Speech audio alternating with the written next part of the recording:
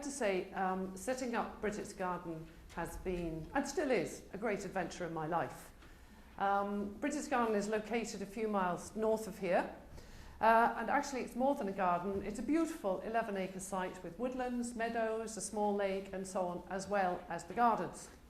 And the first questions that might occur to you when you see the title is, what is this Celtic connection and who is Brigit? People come into reception all the time and say, hello Brigit, and I say, no, I'm not that famous yet. Now, Brigit's Garden is not a Celtic garden. I'd like to make that clear to start with. Brigit's Garden is a wholly contemporary garden, but the design pulls on or draws out, if you like, some of the themes in Celtic mythology, particularly in relation to nature and nature's relationship to us. And then there's Brigit. Well, Brigit is to me more a tradition than a person. I'm sure you're all familiar with the early Christian saint, Saint Brigit of Kildare, a very powerful figure who probably was a historical reality.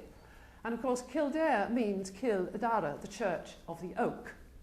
And before Christianity, Brigit was apparently one of the great goddesses of the Celtic people, probably the most important one, and certainly a goddess of the land.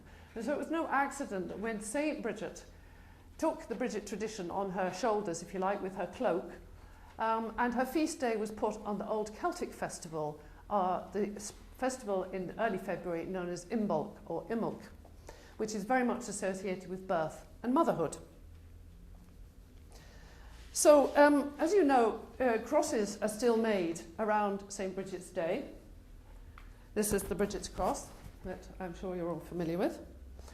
And this cross with its offset arms is different, obviously, to the usual Christian crosses. And it has a sense of movement because of the offset arms. It also occurs in a number of other cultures. And interestingly, it is probably an early sun symbol for the sun wheel from very early Mediterranean cultures. So we come from modern day Brigit, from Saint Brigit, back to early pre-Christian deities, back to very early European roots. So there's already a couple of interesting things going on here in the sense that we find a sacred symbol in the Irish tradition actually has a much wider resonance. And we're also seeing a more universal and deep connection to the land, and particularly to the trees. So, like making a Brigit's cross, really, making Brigit's Garden was weaving together a whole load of different threads. People, nature itself, and the land. So what I'd like to do is weave you a Brigit's cross while just explaining how I did it. And then I'd like to show you some images of the garden. So, somebody did this at school. The first rush, I'm going to say, is to represent the land itself. Okay? And the second one is the rush, the humble rush, which of course is much despised by farmers because it grows in poor land. It's a sign of poor land, which means it's very common in the west of Ireland. It grows in soggy, boggy places, and it's not much good for the cows.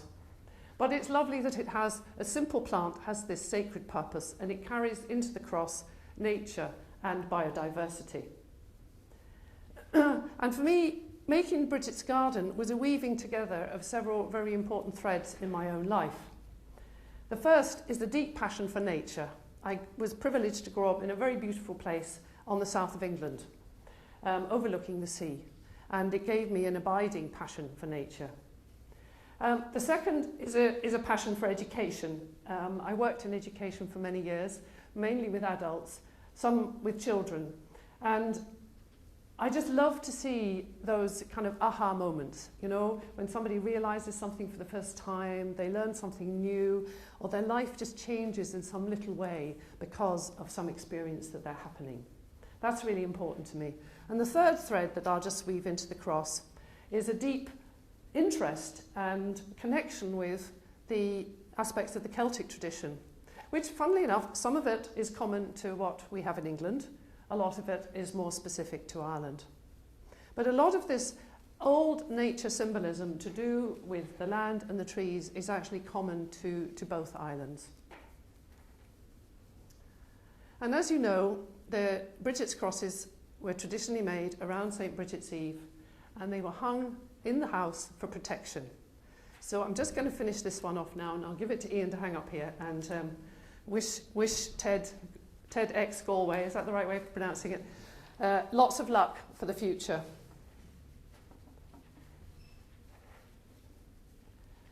So we just have to tie off the forearms now. It's a lovely meditative activity, making a Brigit's cross. It's a bit like a mandala. It just sort of goes round and round and round until you think you've finished.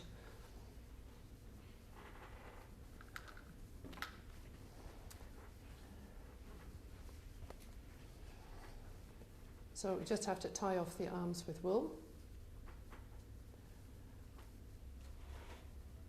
This is the fiddly bit, nearly there. And the last one.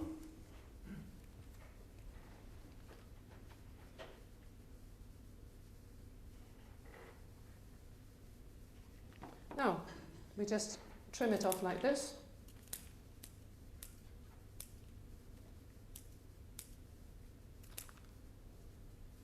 There we go. And I'll give it to Ian, wishing you good luck for TEDxGalway. Thanks.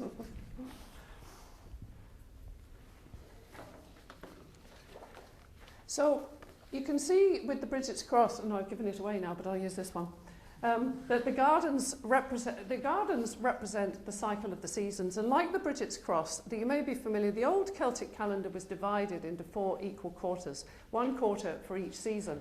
And each one began with a festival.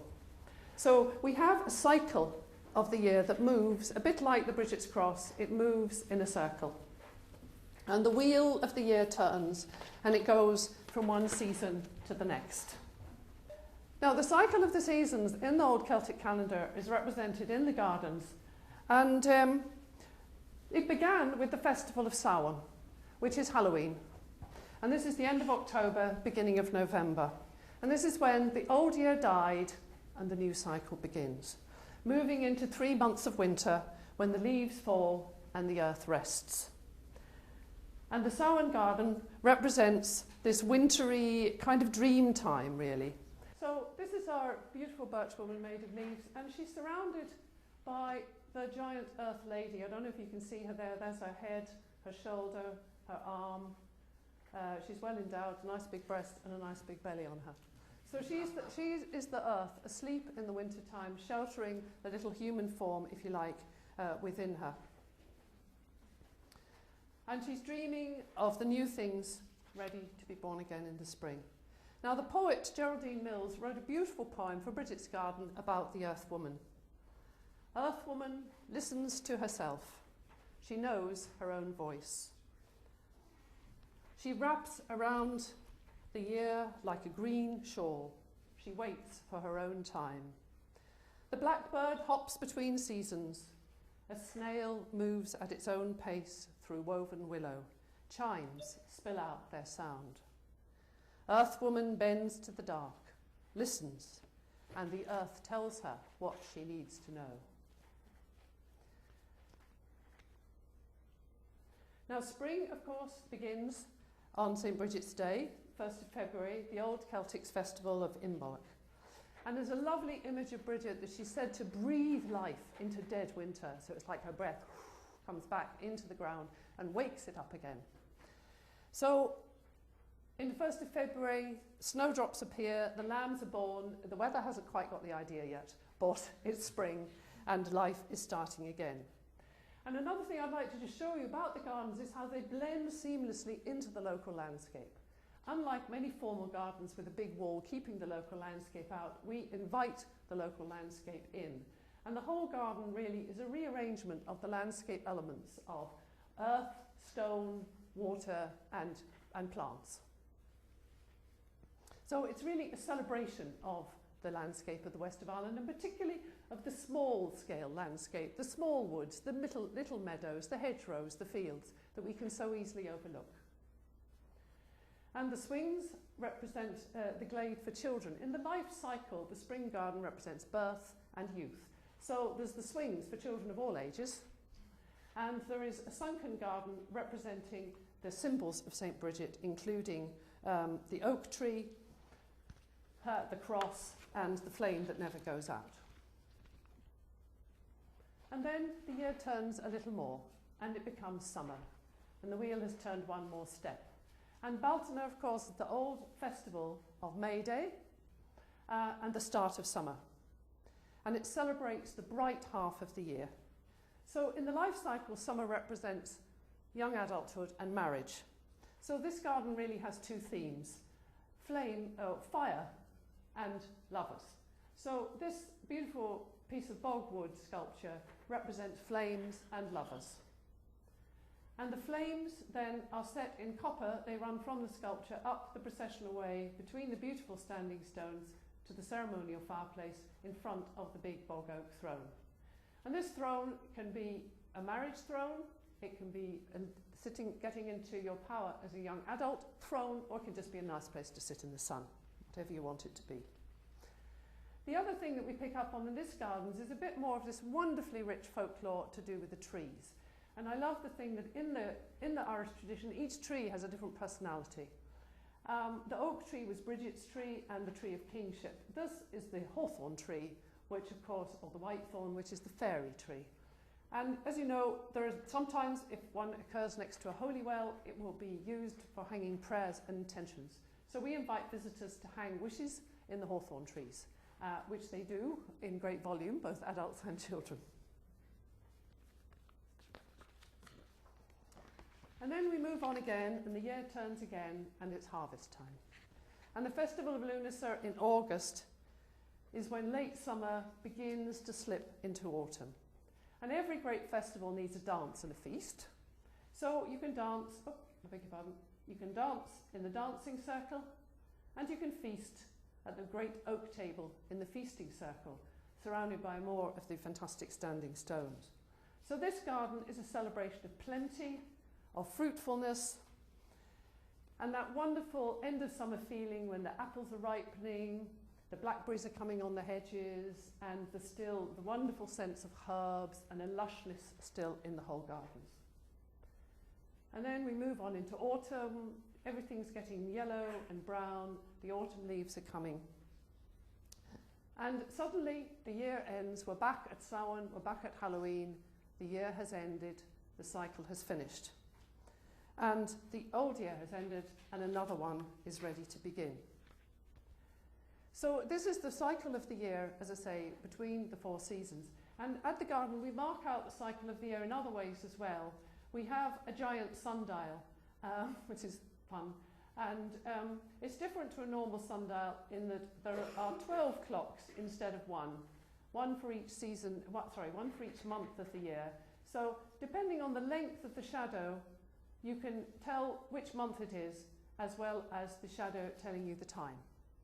And that is clearly close to this time of year. In June, the shadow is very short. In the winter, the shadow stretches right out to there. So it's another lovely way of representing the change over the seasons. And the other way, of course, of marking out the seasons is around all the beautiful habitats in the changing seasons in the meadows, in the woodlands, in the lake, the dragonflies coming out in the summer, the woodland and the wetland. Now, okay, so that's representing the cycle of life. The question is, does the symbolism of this cycle matter? Well, at one level, it doesn't matter at all. You can bring the family to Brigit's garden on a sunny afternoon and run around and not notice any symbols about anything and still have a lovely time. But to me, I think it is important that the Celtic calendar, if you like, invites us to see the year as a cycle, to notice seasonal change, and to relate that in some way to our lives. As I said, it represents the cycle of life, but it also can represent a stage in life, or a project, or a relationship. Anything that follows that pattern, really, of growing gently in the dark, being born, being young, growing up, developing, maturing, and then winding down again. And I just think there's something very grounding about being more aware of cycles in our lives. You know, in the modern world, we're very linear. One year follows another, progress, you know, and there's something that pulls us back and grounds us about being more connected to cycles. It also tunes us into nature at many levels, and this really is where I think environmental education is very exciting. Now, these kids have just fished newts and dragonfly larvae out of the pond, and they are absolutely fascinated by it.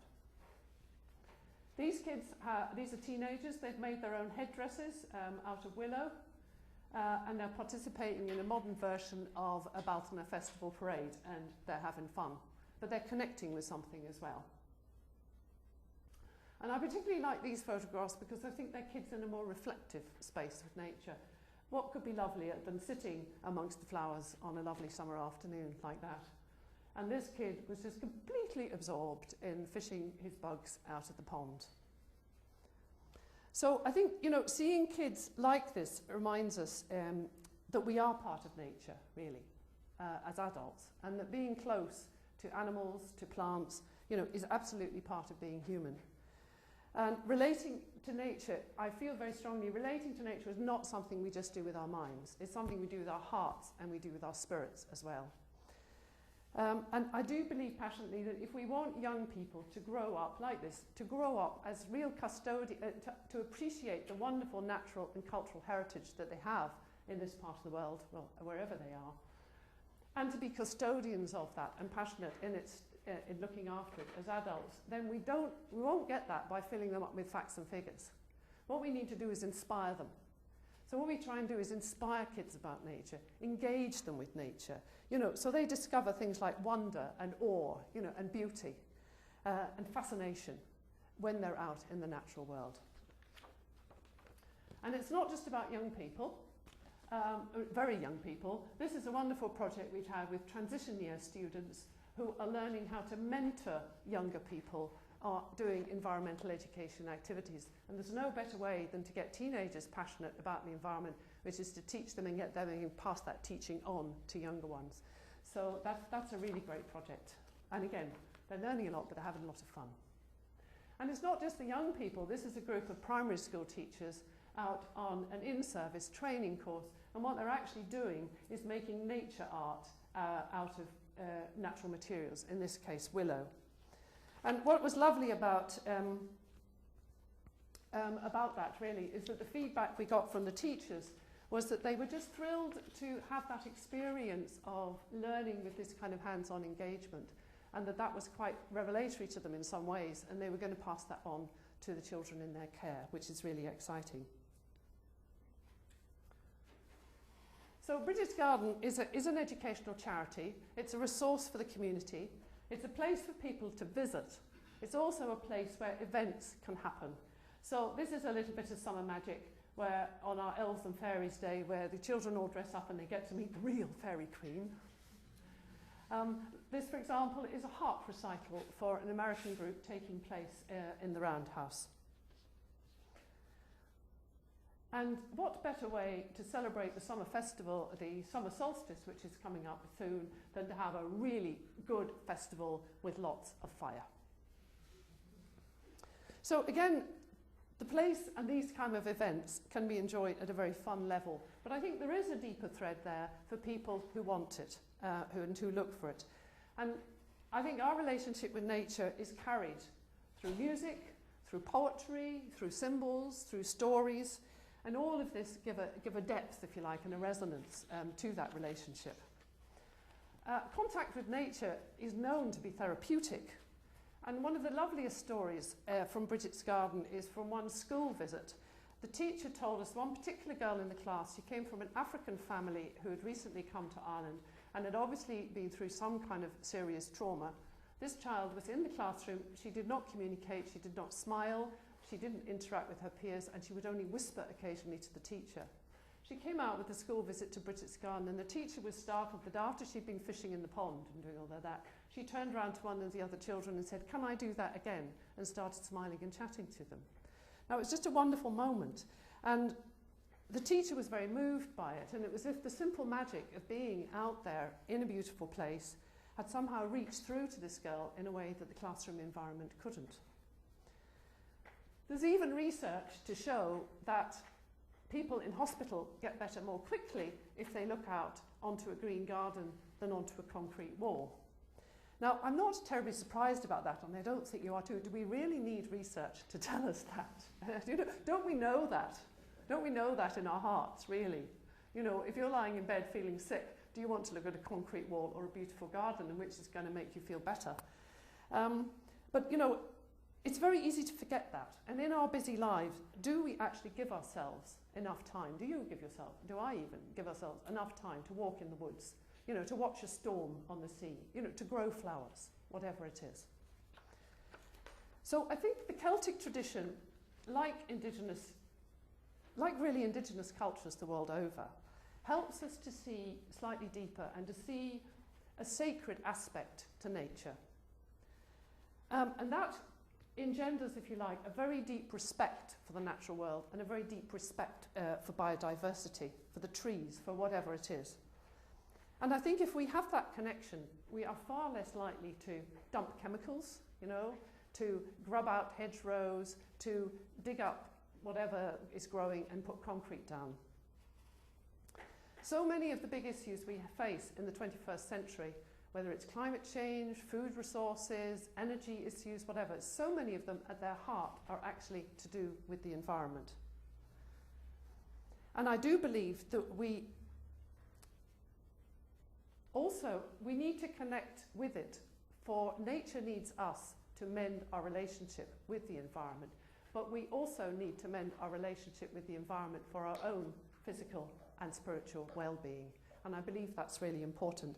And I really hope that Brigit's Garden is playing its own small place in that process by providing a place of peace, of beauty, of tranquility, where people can, if you like, reflect on and develop their relationship with nature. And I think the poem expressed it beautifully, and I'd just like to read the last 3 lines of it to you again. Earthwoman listens, and the earth tells her what she needs to know. Thank you.